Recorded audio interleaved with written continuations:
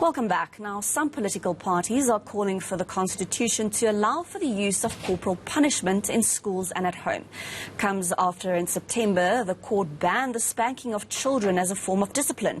To discuss this further, I'm joined in studio by African Christian Democratic Party leader, Reverend Kenneth Meshwe, and clinical psychologist, Kosi Giane.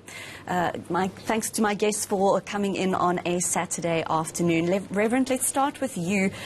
We've been through this. The Constitutional Court has made a ruling. Surely, should this not be the end of the road? Are we not flogging a dead horse here? I don't think so, particularly if one looks at outcomes that are undesirable in the schools. You have violence in the form of stabbings and killings, beating of teachers increasing. Now, if people are arguing that there are other forms of alternative discipline, those alternative forms are not working because children are becoming so unruly that even on my way here, I called one of the teachers to ask what is the latest in the schools. She said it is difficult because these children are swearing and cursing at teachers. And if you swear back or curse, then you are in trouble with the department. So teachers are caught in a very difficult situation where they have information that they want to give joyfully.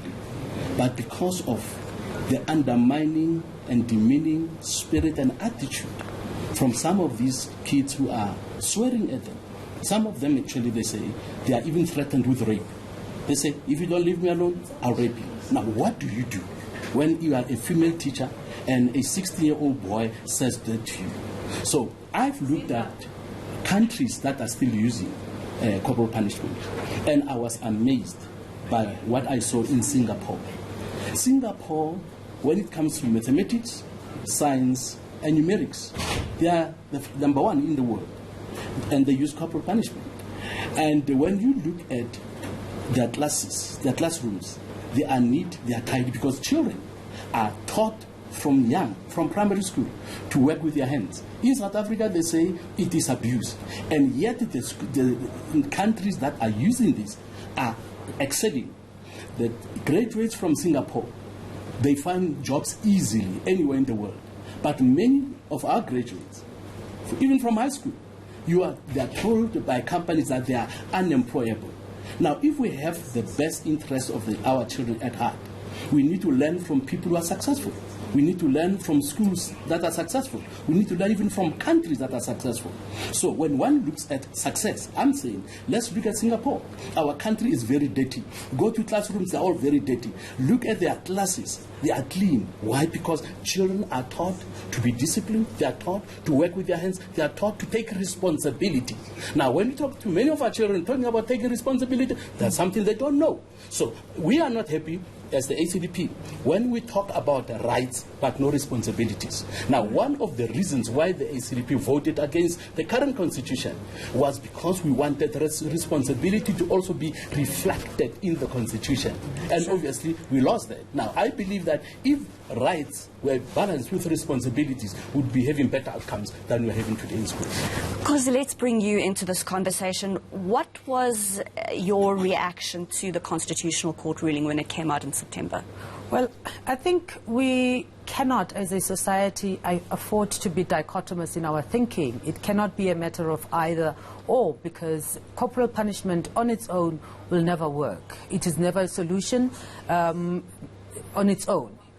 But equally, we cannot then throw the baby out with the water and say that there needs to be a zero corporal punishment in families and homes. So I think the complexity of issues, says that the depth of issues and the magnitude of issues says that we need deep-reaching solutions, and my sense is that we are scrambling to find a balance, a meaningful balance between the various opportunities that we have to achieve the sort of outcomes that we are looking for in our schools. And certainly I think we are far in the way that we have been going about it as a country, and not just in terms of this issue, but just generally in our political system. We come from a history where there was absolutely no rights to a country that has all the rights. And I agree with the Reverend that there isn't equal emphasis on responsibility. Hence, I'm saying that punishment on its own does not necessarily teach responsibility.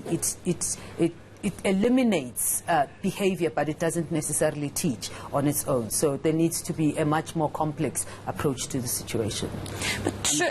Yes, Reverend, go ahead. We are agreed on what she's saying, all right? We are agreed that punishment only does not impart knowledge, all right? There needs to be a balance. There must be rights, there must be responsibilities. And when you look at other forms of discipline that other people are talking about, we should not, as she said, throw the baby with the bathwater. We should not say outlaw corporal punishment, which is the case right now. So teachers' hands are bound. Some parents, on my way here, actually one of your staff members, I won't mention who, she was saying, after hearing what we are going to talk about, he says, you know, it's very difficult for me as a father to wake up early in the morning because my daughter who has been sleeping wherever knocks 2 a.m. or 3 a.m. I must open the door. And I have to 5 o'clock go back to work. It's very, very difficult because if you correct them, they don't listen, they know you can't do anything further than that. You do something, then you're in trouble with the law. And I think it is high time, if we are concerned about the future of our children that are responsible. I'm a responsible husband who have a responsible son because they saw how the father, the dad, treated the mother and how dad disciplined them when they didn't listen. So many people are arguing and saying, no, we don't want that stuff, we don't want that. You look at their families, there's something completely different. So I'm saying, let us not throw the baby with the bathwater. The Constitution should be amended. We need to consider that so that we bring back also corporal punishment to be another option. If others don't work, let's use this because it definitely does work. But Kosi, surely we should not be meeting violence with violence.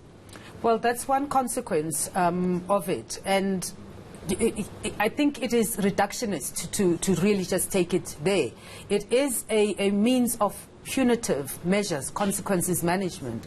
But what we also need to consider is to what extent, what works and to what extent we can safely teach consequences management without necessarily saying that, you know, in a reductionist way, saying teaching violence with violence. But the problem is here, where do you draw the line? If you have corporal punishment, there are some people who abuse this and abuse children. How on earth are you going to give people classes to teach them? At what point do they stop? Okay, let me say something about Singapore, all right? Singapore has a policy that all teachers and schools must follow. In Singapore, ordinary teachers do not use the cane. It is the headmaster who does that, and strictly following a code that has been set down by government. Okay? They follow that. They used to give 6 lashes. Now they've reduced it to 3 because it's no more necessary, because people are now catching up with doing what is expected of them. All right? And when they do that, there has to be another teacher in the room as a witness that he did not abuse his authority. As a result, there is no teacher in Singapore who complains about a child that is attacking them, a child that is swearing at them, a child who does not want to listen.